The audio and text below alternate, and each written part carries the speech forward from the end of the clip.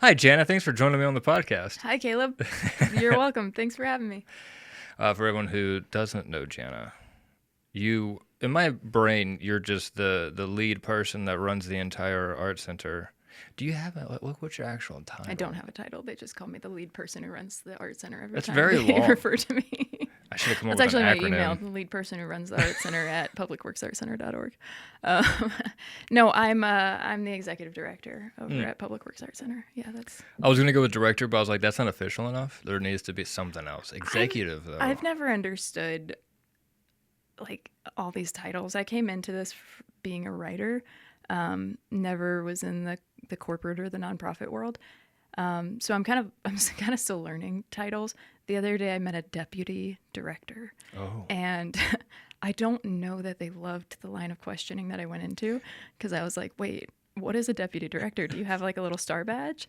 And and the person, I was being funny, but I was also being respectful. I was like, I understand that you're someone, but I always just imagine like a deputy gets like a star badge, right? Immediately. It's a fair question. You have to flash it, otherwise, Right. Are you the deputy? If I was a deputy director, no matter how official that spot is, I would want a star badge. Yeah. But I think it's just a better phrase for assistant director. I'm still learning. They didn't answer me because they didn't appreciate it. Damn. So I think executive director just means director, and you have to differentiate all the different directors as you grow as an organization. So it just is the tippy top Top director. That's not how we see things there. We're all just coming together and making things work. There's not really like a hierarchy like that. Somebody's got to lead, but Until decisions need to be made. yeah. But then you get to make all the decisions. Isn't that fun? Yeah, it's something like that. Yeah, we make them together, but yeah, ultimately somebody has to go kind of like, all right, this is the direction we go. I listen. Yeah. I mean, it's a nonprofit. It is. So we do have a board of directors, so they're actually the tippy top. Yeah. I was going to correct myself a little bit Yeah. there. I was like, I know there are other people above you. Yeah. I've never worked with a nonprofit, so I don't have too much insight on that. I know most of what you do is running children around basically at this point because it's summertime. I have nothing to do with that, which is fantastic because I'm not. I love children, but we have a great setup. We have, I hear so many horror stories about nonprofits. I go to conferences and I hear just so many. I read books and podcasts and everything about nonprofits, and I've got to say, shout out to the best board in Summerville, the best board that I've heard of. Like, we just have such a great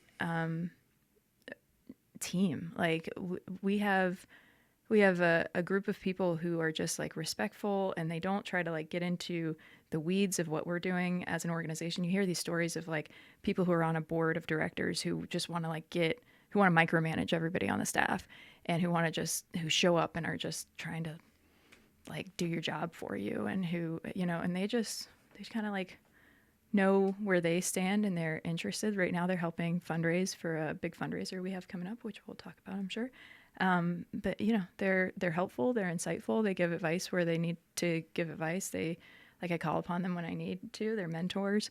But they're just like legitimately cool people. I hope they're listening to this. I'm going to ask them too, so they know that I think they're awesome. But I tell them that all the time, so if they're not listening, they know.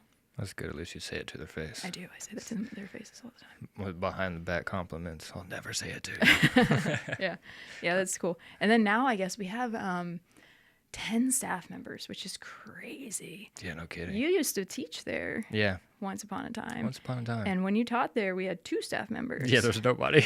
Maybe one. Maybe 1 or 2. Yeah, we were babies. Now we've been around for, we opened in 2020, 3 weeks before COVID. So now it's 2025. We've been around for 5 years. Hot minute. Well, good work so far. Yeah, and I guess we should back up and say what we are. What we are? What Public Works is. Oh, I did say art center. So Public Works Art Center Yeah. is a 501c3 nonprofit community art space in the heart of downtown Summerville. We are in the old post office building. It's built in the 1930s, and it's a 11,000 square foot building, and we do exhibitions. Now we do anywhere from 3 to 5 different exhibitions. We shift them out every 8 weeks, and sometimes we use spaces differently. So we either do 3 to 5 exhibitions shifted out every 8 weeks. And then we've got 11 studio spaces, and we do classes for all ages. We've got a pottery studio. We do events. We do weddings and like event rentals there. And we do like open mics there, poetry and music, and all kinds of stuff. Man, we have so much fun over there. And we also have a big impact on the town as a whole, outside of those 4 walls. We can talk about that as well. But yeah, we got a lot of stuff going on over there. That's good stuff. We've grown a lot in the 5 years. Mm-hmm. It's not so much just that, like, hey, we're still in business after 5 years. Like, you've made huge adjustments and changes, not even just on the building and the way it looks, but also the artists that you have coming in doing certain exhibitions. It's pretty awesome. It's exciting to see it grow, even though, admittedly, I'm not there very often. Not there enough. I'll go ahead and step in front of the bus before I'm pushed into it. What?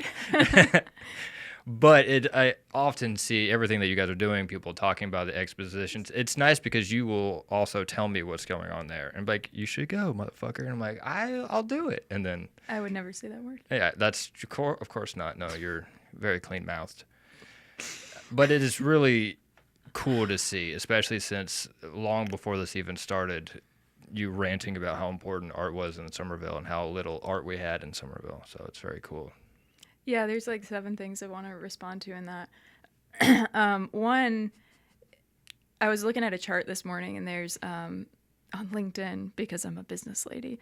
I also am on LinkedIn. Are you? I'm trying to post You're more. a business lady too. I am. Okay. I have a skirt on. Yeah, you can't see below that. I like that skirt, actually. Yeah, thanks. Actually, viewers, you can't see this, but we are actually matching. This is the first thing Caleb said when I walked in. Both wearing black tops and what is this, a rust, burnt orange colored bottoms. It's very breezy. I like it. I feel like we match often. We have very similar Nah, that's fair. wardrobes, at least in terms of color. Yeah, true. You don't wear too many like golf attire. No, I don't wear too many golf attire. Not yet. So yeah, I was looking at this chart on LinkedIn today, and it was showing like the phases of nonprofits, and there was the startup phase, or the idea phase, and then the startup phase, and the growth phase, and then the maturity phase, and then decline. And then there's arrows that can go back to, when you're declining, you can go back to the growth phase, and depending on, and then in each phase there was, what the role of staff and supporters and board and each one was. It was really interesting. But yeah, we've moved from idea to growth, from idea to startup to growth, and we're actually I think kind of in between that growth and maturity. And the startup phase was really powerful, and we had a lot of support.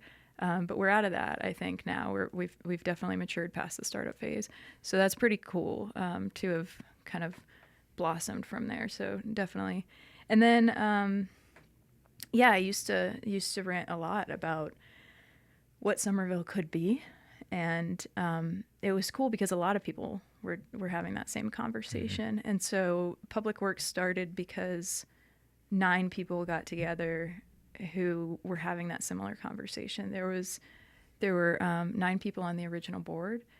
Kevin Morrissey was one. Will and Dottie Rizzo were some. Diane Frankenberger and Nancy Jean Nettles and Dennis Ashley, and there were a number of people who were on that original board, and all of them were having that conversation separately. Kevin Zosak. That was pretty cool because it was kind of just like there were all these people just going, man, wouldn't it be cool if this was happening? And then we all came together, led by Diane Frankenberger, who owns People, Places, and Quilts. She's an octogenarian and probably one of the coolest people in Summerville in a lot of different ways. She is a firecracker, man. It's just she tells it like it is in the most you need to hear it that way, and she can get anything done. I have a lot of respect for her. So she was the one who brought us together, and she was the one who looked at that building and said it's going up for sale. The CPW is selling it. Let's make it happen. And yeah, so I was just one of those people. I do want to say that, like, it wasn't like my idea or anything, but yeah. So me getting involved with public works was kind of being the change I wish to see in Somerville. Mm-hmm. And I was one of the original board members, and then Nancy Jean Nettles asked me to be the interim director. Nancy Jean was part of Sculpture in the South, I think the original executive director of Sculpture, the original executive director of Summerville Dream, and she just knows what she was talking about with nonprofits. And I was like, Nancy Jean, I am not a nonprofit person. I don't know what I'm talking about. And she's like, you got this. And then I saw how cool it could be to make an impact on our town. And so I went for it. And now we're here. Now you're here. Yeah. But yeah, Summerville, we got a lot of things cooking too, to make Summerville even cooler art-wise. I mean, that's exciting. We always need to be a little bit more cooler. It is fascinating when you go to like bigger cities and whatnot, and you can see how much art is there. Like, I guess sculptures for me are the biggest thing to notice. Like, you go in like a lot of the corners, you're like, oh, a sculpture. Oh, a sculpture. Here? No, not here. Well, Summerville has over 50 sculpture, 45? No, we do. town? Don't get me wrong. But it's more like ours are, I feel like, hidden little gems. And they're bronze, and so often they're kind of darker and they kind of blend Yeah. in. Yeah. Which is great because it actually fits the vibe of the small town Summerville. You don't need to have some gigantic bowl with balls hanging down in the middle of town square. Not my point. Sure. But I do like how prominent art can be in other places. And here it was always so subtle that it's just like, it's not existent. And now it's way more noticeable. I mean, you don't go down the street and you're like, oh yeah, there's public works. It's vibrant and it's alive. And usually there's someone out front doing something. You drive by the back and there's a whole like mural set up there that almost makes me wreck every time I drive by. Oof. Well, I don't want more car wrecks, but I do want more murals. So one thing we're working on right now, Goose Creek is, I don't know, have you been to Goose Creek lately? I have been to Goose Creek. Goose Creek is shockingly cool. And I don't want to offend anybody when I say that, because it's a compliment. It's not meant to be a backhanded compliment, but if you grew up here, you knew that Goose Creek didn't have that reputation of being cool. You know? Yep. It didn't. No. It was kind of I would say what Monk's Corner is, but now Monk's Corner is like a suburb. And so everything's grown. I don't know what the comparison is at this point, because everything's a city now. But Goose Creek was just kind of like a place in the sticks that wasn't really like anything. But man, they are an arts town now. And one of the ways that they have done that is by creating an ordinance that 1% of all development over $250,000. Now, I might not be saying this perfectly, but I believe it's close enough. Over $250,000. So small businesses and single family homes and stuff are not included. Those developers have to put 1% of their construction budget into a public art fund. They can either use the equivalent of 1% to have public art installed on their development, their property. So if they have an apartment complex or something like that, or a big development business, they can use 1% to pay for murals or sculpture or whatever there, or they can just go ahead and put that 1% into a public art fund. It's a win-win because the developers are just like, what is it, 1%? Okay. And the town politicians can just say, hey, townsfolk, we're sticking it to the developers. We're making them invest in our town. Look at us, you know? So we are working with the town council right now, and town council members are supportive of it. The ones that we've talked to, and town staff members are supportive of it.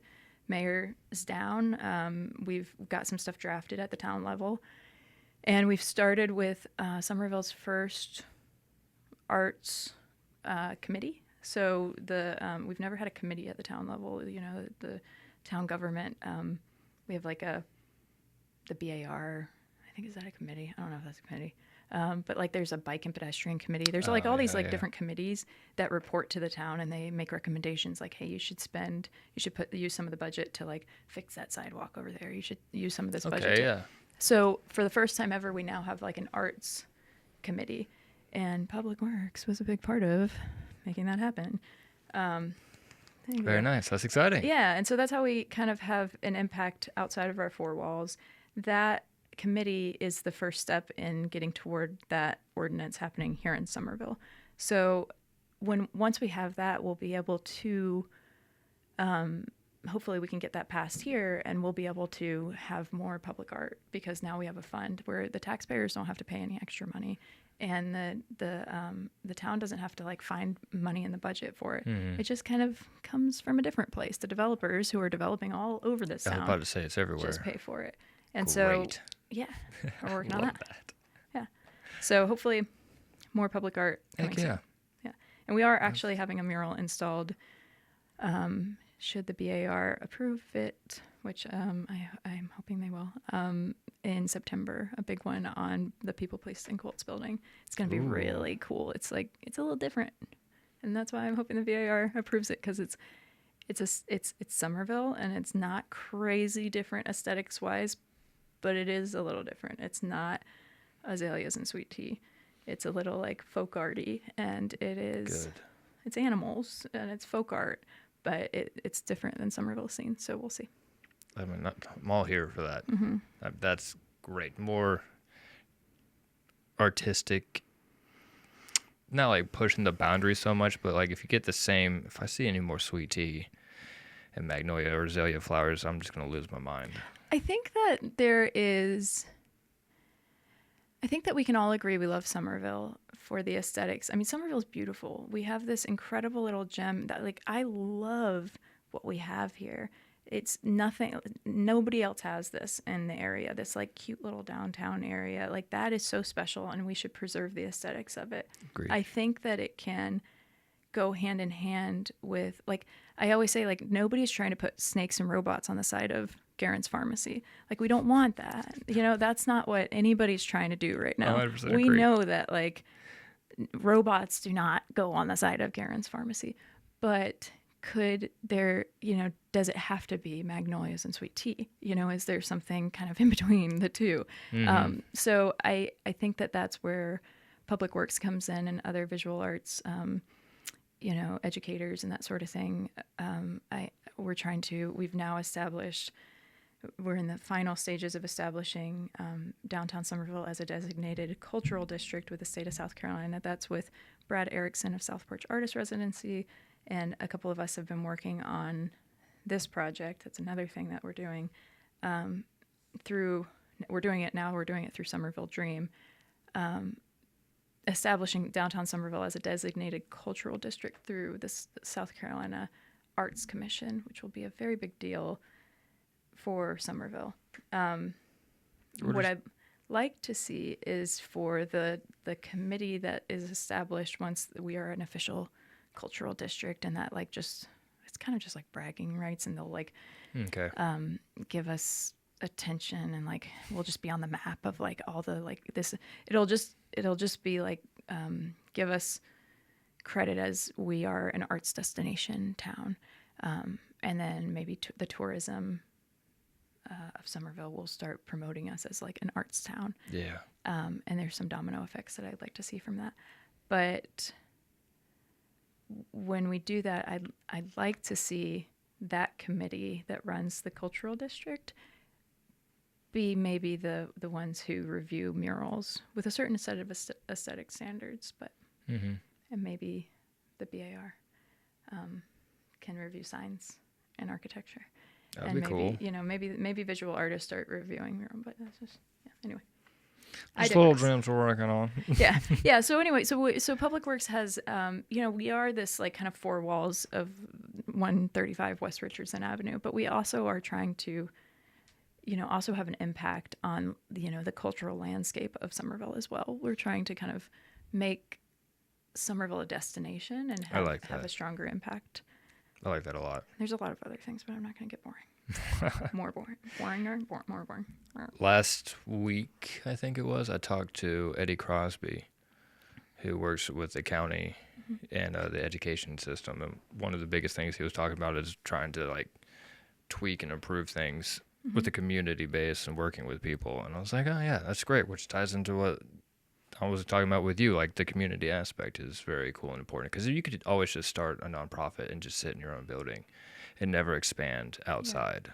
But you're making moves that help more than just your own little business to teach little kids, which is great. Yeah. And outside, I mean, I keep saying little kids, but there's adult classes. Yeah, this is a full-fledged like school of whatever people want to work on. It's not just a summer school. Sorry. Well, no, it's okay. It is one of the biggest misconceptions about public works, and so that's the only reason I'll correct you strongly, is that a lot of people do think, especially during the summer because they see all the kids out front, a lot of people do think that public works is just a kids' place, and we have so many classes for adults, including pottery classes. One of my favorite demographics, this is a little side tangent, but it's my favorite thing. One of my favorite demographics, I have so many favorite things though, is the women that come in, and I'm not gonna get emotional. Shut up. No, it's these women that come in, and they take. It's often pottery. So we have a whole pottery studio, and we've got like kilns and all these wheels and stuff. It's a really great space. We've gotten a lot of investment in it from different foundations. Shout out the John and Carolyn Peterson Foundation. Shout out Donnelly Foundation and Coastal Community Foundation. They've been fantastic, and the South Carolina Arts Commission. But all of them have invested in this pottery studio and the Rotary Club. So we've really got it built out. It's been really cool. So these women come in and men, but I'm speaking about this one demographic, and they'll tell us, like, they'll take their first class and then they'll come out and tell us, like, I used to take pottery when I was in high school, I was in college, and I loved it. And it was so special to me. And I would spend hours I'm getting goosebumps. I would spend hours in the pottery studio. And then, I got married and I had kids, and I just stopped. And I just took care of my husband, and I took care of my kids and everything. And these women are like in their 50s and their 60s and stuff. And it's sad, that they hung it up for so long. But then they're back and they're rediscovering themselves, and they just are like elated to find it again. And they're just, you just see them like coming back to themselves. And then I just see them again and again and again coming back to public works. And I love that. Like, I love that we can service that place. So we service so many things to so many people. To some volunteers, it's the one place they go, in the week. And there's some really powerful stories there. To some women like that is the place where they found themselves again, and then they meet friends, and then their lives blossom from there. That's really sweet. To kids, like this is the place where they found their creative spark. There's, to some people, through our Spark exhibition, where we let anybody have their work on the walls. It's the first time, at any age, it's the first time they had their art on the walls, and then that made them have the confidence to submit to another show and another show and another show. Through our open mic nights, it's allowed people to stand up and say the thing they needed to say, either through music or through poetry. There's been so many. Like I said, this is so many things to so many people, and we're not changing the world, but we're changing little bits of people's worlds, and that feels meaningful, and I like that. So I also really like that. Yeah, it provides so much for so many people. Yeah. That's a really nice story. Thanks. And it was just to correct you that we're not just that's great. A child's place. But yeah, and I also love when the dudes come in and they're like, I'm not an art guy. And then if we specifically pick exhibitions to, like, a lot of people think that there's all these guys. I always try to pick exhibitions. These guys. Like just to make them uncomfortable? No. Or to think outside their little... No. So there's an expectation that, we're in Summerville. We're not going to pick these exhibitions that are like so, just like out of touch with the people who are here. We are going to pick a mix of exhibitions that are like we're that are going to connect with the people around here. And so we select exhibitions. We get so many requests. One of our biggest challenges is like selecting. I mean, we get hundreds of applications, and we only have, you do the math, we have like 3, sometimes 5, but usually 3 spaces, and we change them every 8 weeks, and so 12 months of the year, not gonna do the math right now, but it's not very many. And so we don't want to book up too far in advance, and so we don't have that many spots, and we get hundreds of applications a year, maybe like 100. And so we have to say no to a lot of people, and people get sad, and that's a bummer. And that's why we have the Spark exhibition. So it's never a no. It's just a like, not this one, but everybody's a yes for the Spark exhibition. So no matter what, every single person can have their art at Public Works annually. That's great for me. Yeah. They can have their work no matter if you drew something on a napkin, you can have that hanging in the Spark exhibition, as long as it's not objectively offensive, you can have it, which is pretty cool. And I love that. I think that's cool. It's chaotic as hell. Yeah. It's just not. That's a lot to deal with. It's yeah, it's a lot to deal with. It doesn't look like it doesn't look complete aesthetic or whatever. Yeah, it looks wacky. When people come in, it always ends up being like that time. Always ends up being the time when like some like buttoned up foundation person comes in and they're like, I'd like to see if I want to invest in your art center, and I just come in and I'm like, all right, let me tell you what you're looking at. But then once they understand, they're like, oh, okay, this is really cool. But anyway, so we have to select shows, and I always think about my dad and his friends, because my dad is the general manager-ish, I forget his actual title, but it's basically general manager of Gerald's Tires and Brakes. And so he's surrounded by mechanics. And my dad uses this term, artsy-fartsy. So he's like, I'm not like an artsy-fartsy guy. And so I'm always trying to think, like, what would my dad and his friends like want to see here? Because blue collar people are all over Summerville, and their kids have their pieces in our kid shows. We have tons of kid shows, or a couple of kid shows annually. They come in.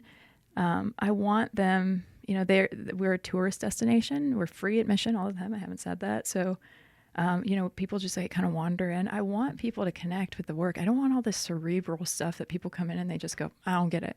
And they don't connect with it. And I don't like that feeling of like feeling dumb or feeling stupid or feeling like, you're not always supposed to like get art, and art doesn't always have to mean something, something that you have to, you're not always going to, you understand. Thank you for saying that. Yeah. Like it's like open to interpretation and everything. That's one of my things. Yeah. What do you mean? When people put too much like explanation or words, like you don't need a paragraph to explain a piece that you painted. It may mean that much to you. Sure. But if I have to read a page worth of your thoughts going into this and why each brushstroke had some symbolism, you're lying. Shut up. That's ridiculous. Yeah, it is interesting. I have, yeah. That's just my own thing. Yeah, I know what you mean. Yeah, when people, I walking carefully. There's, it is interesting. Everybody's different. We have applications sometimes where people will submit a piece that will say like, this is a painting of a cow. And then there will be a painting of a cow, and it'll be like the spots, and it will be just like 4 pages about the cow spot. And it's interesting how each artist perceives or creates their work. And so we do consider how the public, because we are a place that people don't necessarily intend to go to. That's different than like the Gibbs Museum of Art or Redux contemporary, Redux art. Redux downtown Charleston, the Halsey. It's different than Redux Contemporary Art Center. I couldn't remember their like full name. I always just call them Redux. That's the only thing I know them by. Yeah, I just call them Redux, but it's like Redux Contemporary Art Center. I'm like imagining their building. But that's different than other art centers because we're in a historic area and like this like little walkable area. People just like stumble upon us, and so we have to consider that all those other places people drive to them to go to an art place. And or if they're walking by the Gibbs, they go, oh, this is an art museum. We need to pay to get in here. Let's go. But because we're free and because we're in a historic district, we like a walkable, like kind of tourist district, people just kind of stumble in and they'll just go in and they'll walk around. So we have to consider that the people that are coming in are not necessarily like art people. And they are just like general members of the public who just want to see some stuff. And they don't necessarily all want to consume 7 pages of stuff. So I always think about my dad and his mechanic friends and his non-artsy people. So we pick a range. We pick stuff that will satisfy people. So if you look, now you know the secret. If you look at our our combos, we always have like the 3 galleries for sure. If you look at our combinations, you'll often see that one of the shows is pretty. Like there'll be one show that's a little bit more like thinky, and then there'll be one show that's really down to earth, and the third show is like kind of a wild card usually, but like it could be either. But there's always a really down to earth show, and so it's always interesting. Every so often we'll get accused of being like, oh, that it's always that place is just too, that's not the kind of art that I like because I like I don't like fancy art or something like that. And I'm like, dude, what show when did you come in? Because we always have like a down to earth show. We have something that's for everyone. But what's interesting is the show that my dad connected with the most was when we had those doodles all over the wall, Doug Maccabee, where it was like, it looked like Lisa Frank all over the wall. My dad, he'll come in and he'll be like, oh, he liked the miniaturist. We had a miniaturist, Ken Hamilton, recently. That was literally one of the first ones that popped in my head. Yeah, that one was specifically. I did that one for the mechanics, for the blue collar guys. I was like, we need this for those guys. They got that, didn't they? And for me, I was I pursued that man. I was like, I need miniatures in this building. He was fantastic, and we have something really exciting coming up with him in another space that I'm so excited to announce here soon. But that'll be coming up. So follow along. It's not like for sure we haven't signed a contract, but it'll be a big fundraiser in a big space with a famous artist in the Charleston area, and it will fundraise for Public Works, and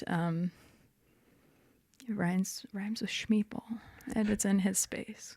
And Ken Hamilton will be there, the miniaturist, and he'll be doing a silent auction piece. So that's cool. So yeah, that was for him. But yeah, my dad came into the doodle Lisa Frank one and giggled his face off. That's awesome. Yeah. Yeah. So anyway, so we always think about, we try to think about our community every second of every day. Like we're always just like, who are we serving? And how do we serve them better? Right now we have a survey.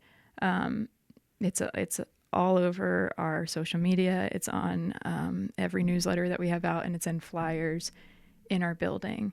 And we're doing a $500 gift card giveaway, and we're just like begging people to give us feedback about their experiences with Public Works. And part of that is to improve, but part of it is because we're about to embark on a huge capital campaign because we have some really big expansion things happening coming in the next year or so. Probably going to be looking at raising about $3 million. And so we need to hear, yeah, it's fine. It's fine. I'll do it in my sleep.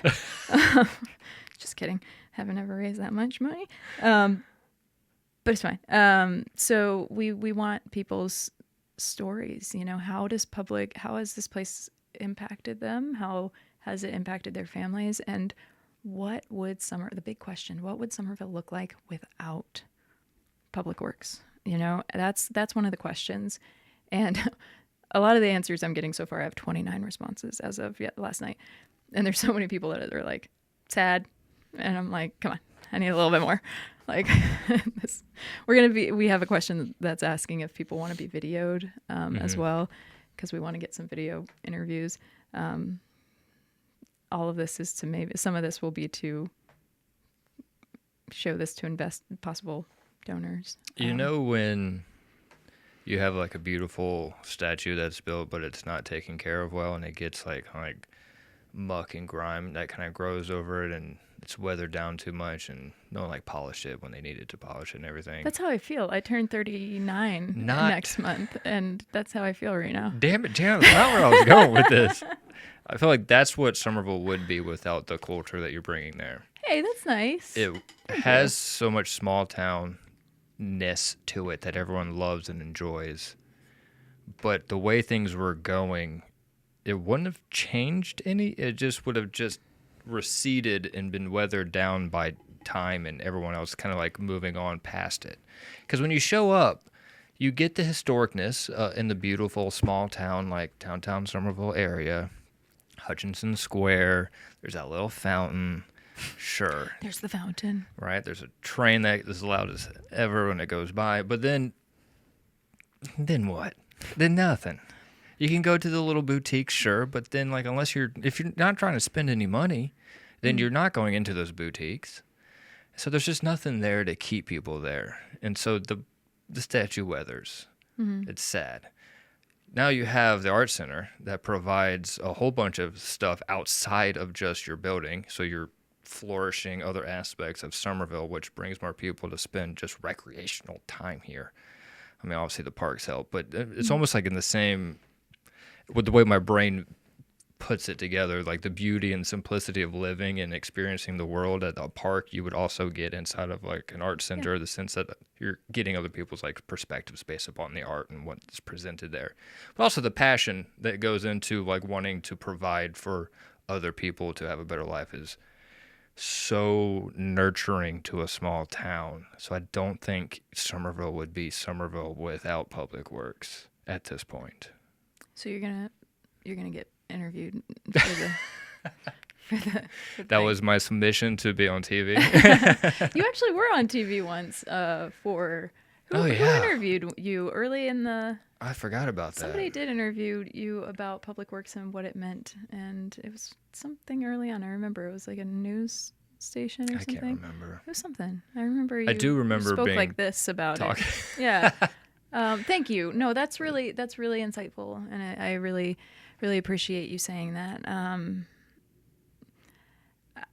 I agree to a lot of your points. I think that, we do round out Summerville in that way, in the way of being that free thing, because, and I try to share that with a lot of people, with a lot of, funders who are funding the tourism related things in Summerville. There's accommodations tax funding that funds anything that brings tourists to Summerville. And I'm sorry, but tourists are coming to the area. So let's have them come to our area for a little while and, shop in our restaurants and bring tax money to this area and in our boutiques. But, we provide something for our locals and our tourists that do create a rounded experience, an indoor thing that's free for everybody. Without it, it's just the parks. It's Azalea Park or, hanging out in Hutchinson Square. But everything else does cost money. It was very, very important to us from the beginning that everything was free, that the admission was free. I hate the concept of, and no shade to anybody who does do this, but I hate the concept of like somebody walking in and the front desk person saying like, all right, so, hey, it's $2 for adults or for kids or something like that. And just that like kind of like abruptness of, hey, stop. Give me money. We just wanted this, hey, welcome. We're so glad you're here. Come on in. This is your space. And we could charge. We could charge tomorrow. We could start charging tomorrow. We could still be a nonprofit. Nonprofits charge all the time. But, and we could make so much more money. It would make so much more sense on the bottom line. But I'm not going to do it. Like it just, it's not it's not right. It's not our heart, and it's not, no. I will say that I do think that, I think that a lot of people are working in the right spaces right now. So to your point about like Summerville kind of like maybe going down or receding or something like that, maybe, you know, I will say that like, and this is just the person that I am. I can't not like give credit where credit is due, but like Steve Doniger with Dream is killing it. He's really trying to do some things with Dream that I think that we're in the best place that we could be with Dream, with all the festivals he's doing. And he's right now, like he just got funding for Short Central is going to have a stage at the end of Short Central now. So now Short Central, where, you know, Tolucci's is down there. So right in front of Tolucci's, there's going to be a stage. So now during all those events, that area is going to be like a little concert space. And so there can be like musicians and people playing in that area. And so now there's like more space for outdoor performances and more music outside. I love more music outside. That's fantastic. Steve's been petitioning for that for a long time. He's also been petitioning for like all of those like weird little janky, like if you look at the curbs downtown Summerville, it's just like curb and then like trees and then sidewalk. Mm-hmm. He's been wanting to do like little like seating areas all throughout Summerville, like benches facing each other. And kind of like in Park Circle, yeah, he's been trying to do that forever, and it's just like a funding issue. And so he's got, I think he's on the way to getting that, but he's got great ideas, and we have the best mayor we've had in a long time. So Russ is like supportive of all the cool things. You know what I mean? Like he's cool. So I think that us coming in and Steve being there and you know, Russ being the mayor, and you know, there's a couple of other people in the right positions, like at the right time. You know, Rollins Edwards Community Center opened up years back, around the same time that we did, maybe a couple of years before. But like everything, I feel like just kind of like perfectly like is aligning at the same time to create this like really beautiful Summerville. And there's just a lot of people who are like, you know what, Nexton is not going to be Summerville, and Cane Bay is definitely not Summerville. I don't know what it is, but it's not Summerville. I call it Cane Buck too, but anyway, my parents live out there. Got it. So I have feelings. But you know, Nexton is not going to be like Summerville. Like Summerville is going to be Summerville, if that makes sense. Yeah. Like downtown Summerville is going to remain. Like there was a danger of Nexton taking over and downtown Summerville becoming a ghost town. And there were too many of us who I think said, no, that's not going to happen. We are going to maintain this charm down here. We're not going to let this all either become a ghost town or just become offices. We're going to let this continue to thrive. Both can exist. Like Nexton can be cool. It can be like these little chops and everything over here, but this is still going to exist down here. And so yeah, I think it's the right people in all the right spaces. But like what you said, I'm going to definitely have I didn't mean to throw shade on anyone else. I know you didn't. Helping the town. I know you didn't. But I do like the fact that you highlighted other people too, because it's good that you know, I don't know if I'm going to be able to get Touch Berry on here or not, but we'll try. Yeah, the touch. Yeah. Yeah, I haven't asked him. I don't even know if he knows this exists, so that's beside the point. I wonder. He says yes to things because he's a cool guy. Yeah, well, I like the cool guy. My mother is trying to get in touch with me, which actually rounds out our episode today. Is there anything else that you would like to say before I call her back? Well, I just want to point out that the Spark exhibition pieces are due in, wait, I told you, when did I tell you? Did I September, I believe. No, August. Damn. It might be September. Yeah, what? Here, we can bring this up right now. The Spark exhibition, the executive director of Public Works Arts Center should know this at the top of her list. I'm just juggling a couple things right now, and I don't have it at the top of my head. That's okay. That's what websites are for. The Spark exhibition is an exhibition where every single person can submit a piece of art and have their pieces hung. this year, it's really cool. We have the most beautiful posters we've ever had. Everybody gets beautiful. They're beautiful. That was designed by Jen Gilmore. She's so cool. Everybody gets a button that says exhibiting artist. We're trying to do like everybody gets a button every year, and the reception for it is during our block party, which is our biggest fundraiser of the year. That's going to be September 13th. And during the block party, so there's going to be like this big party reception kind of thing. And so we want all the artists to come. We're going to call you up onto the stage if you want and be like, these are our exhibiting artists. Like, you're the coolest people. And you get like this cool shout out. You get to wear your button all around the reception. The block party is completely free, just like our vibe throughout the rest of the year. Every single thing at the block party is free. There's games, there's food, there's lots of stuff going on. Everything's free. Leave your money at home. It's just a party, and we don't want you to spend money. And so that can be your exhibition reception as well. So submit to that if you're a child, if you're an adult, if you're whatever. Just don't be objectively offensive, and your piece can be there. One piece per person, and all the stuff's online. Yeah, it says the exhibit runs September 12th through November 15th. Okay. Which means you have to have it submitted before the 12th. You have to have it submitted like a week before the 12th. So all the info is on the website, and I think it's on there. So I would just say like September 2nd. Let's just say that. That's a good one. Yeah. I'll be in there. Are you going to be? I am. Oh, and the theme is harmony. Mm-hmm. Yeah. Yeah. So last year's theme was joy, and so this year's theme is harmony. So we try to like do something kind of broad. This one kid looked at me and she was like, how am I supposed to do harmony? Can't you do like animals? And I was like, I mean, you could do like a lion and a zebra together. That's harmony. And Absolutely. She was like, no, it's not. I was like, okay, I'm sorry. I'll do animals next year. All right. Oh, that's great. Thank you so much for your time. Thank you for being so good, like a strong part of the community, and for taking time out to sit here and talk to me. Well, thank you for being such a strong part of the community. How dare too. you?